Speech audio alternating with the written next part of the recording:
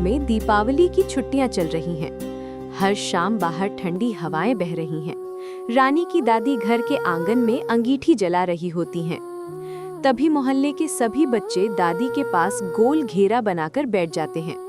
दादी ऊन का गोला गोद में रखकर स्वेटर बुन रही हैं और मुस्कुराते हुए मन ही मन कुछ गुनगुना रही हैं।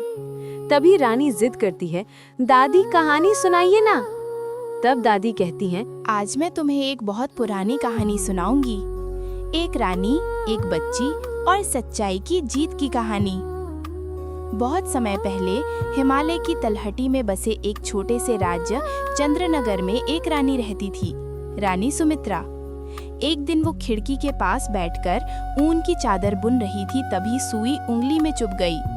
कुछ लाल बूंदें बाहर गिरीं और खिड़की पर जमी सफेद बर्फ पर लाल रंग चमकने लगा।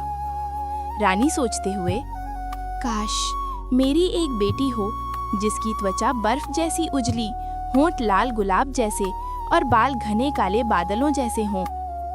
कुछ महीनों बाद रानी ने एक सुंदर बेटी को जन्म दिया। उसका नाम रखा गया गौरांगी। वो वैसी ही थी जैसी रानी ने चाही थी, लेकिन जन्म के कुछ समय बाद ही रानी सुमित्रा का देहांत हो गया। कुछ ही समय बाद राजा ने दूसरी शादी की। नई रानी का नाम था माधवी। वो सुंदर थी लेकिन बहुत घमंडी और ईर्ष्यालु। उसे लगता था कि पूरे राज्य में उससे सुंदर कोई नहीं हो सकता। उसके पास था एक जादुई तांबे का शीशा जिसे वो घंटों निहारती और रोज वो उससे पूछती, हे रानी माधवी, कौन है सबसे सुंदर इस संसार में? शीशा जवाब देता, हे रानी माधवी, आप ही सबसे सुंदर हैं। गौरांगी अब 7 साल की हो चुकी थी। उसकी मासूमियत, उजला चेहरा और गहरी काली आंखें देखकर हर कोई मुग्ध हो जाता। एक दिन रानी माधवी ने फिर वही प्रश्न पूछा, लेकिन इस बार शीशा बोला, हे रानी, आप सुंदर हैं, पर अब गौरांगी आपसे भी सुंदर है। ये सुनते ही माधवी का चेहरा गुस्से से लाल हो गया। उसने सैनिक को बुलाया और गुस्से भरे लहजे में कहती है, गौरांगी को जंगल में ले जाओ और वापस उसकी मौत का सबूत लेकर आना। सैनिक गौरांगी को गहरे जंगल में ले गया, लेकिन जब उसने उसे मारने की कोशिश की, गौरांगी डर के मारे रो पड़ी। काका, मुझे मत मारिए, मैं भाग जाऊंगी, कभी वापस नहीं आऊंगी। सैनिक का दिल पिघल गया। उसने कहा, भाग जा बेटी और कभी वापस मत आना। सैनिक एक जंगली सुअर का दिल लेकर महल लौटा और रानी को धोखा दे दिया। रानी को लगा कि गौरांगी मर चुकी है। गौरांगी जंगल को भटकते भटकते रात हो गई। तभी उसे एक छोटा सा लकड़ी का घर दिखा। वो बहुत थकी थी, तब उसने सोचा शायद लकड़ी के घर से कोई मदद मिले, लेकिन उसे डर भी लग रहा था। तब वो छुपकर वहीं बैठ गई। रात को उस लकड़ी के घर के असली मालिक आए। वो लगभग 7 लोग थे जो जंगल में सोने की खदान खोजने अपना डेरा जमाए हुए थे। शाम को वापस घर पर आकर रोज खाना बनाना, साफ सफाई करना उन्हें बहुत मेहनत का काम लगता था। जब वो खाने की तैयारी ही कर रहे थे, तभी गौरांगी ने डरते हुए कहा, क्या मैं आप सभी की मदद कर सकती हूँ? जब गौरांगी ने शाम का खाना बनाते हुए उन्हें अपनी आपबीती सुनाई, तो उन्होंने कहा, तुम यहीं रहो, घर को साफ सुथरा रखो, बदले में हम तुम्हें सुरक्षा देंगे। गौरांगी ने खुशी खुशी हामी भरी। इधर राजमहल में माधवी ने फिर शीशे से पूछा और सच पता चलने पर वो क्रोध में कांप उठी। उसने एक बूढ़ी औरत का भेष धरकर गौरांगी के घर पहुंची और रंगीन कमरबंद दिखाया।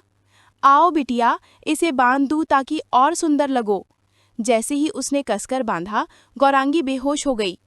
खनिक भाई समय पर आकर उसे बचा लेते हैं।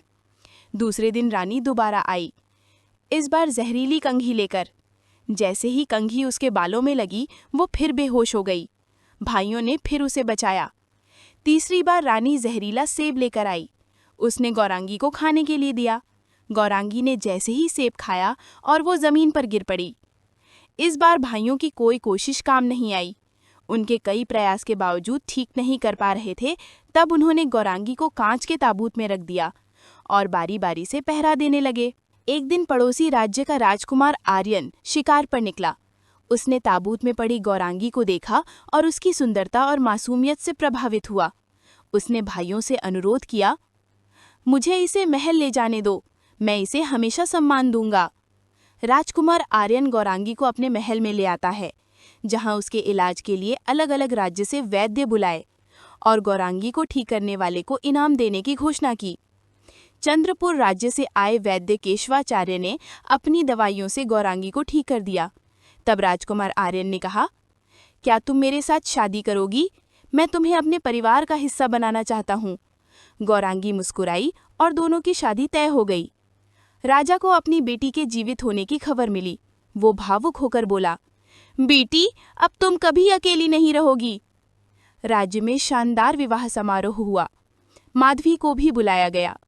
जब उसने गौरांगी को जीवित और रानी के रूप में देखा, उसका चेहरा पीला पड़ गया। राजा ने आदेश दिया, जिसने अन्याय किया है उसे दंड मिलेगा।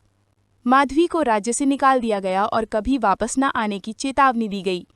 गौरांगी को उसका परिवार और नया घर मिल गया।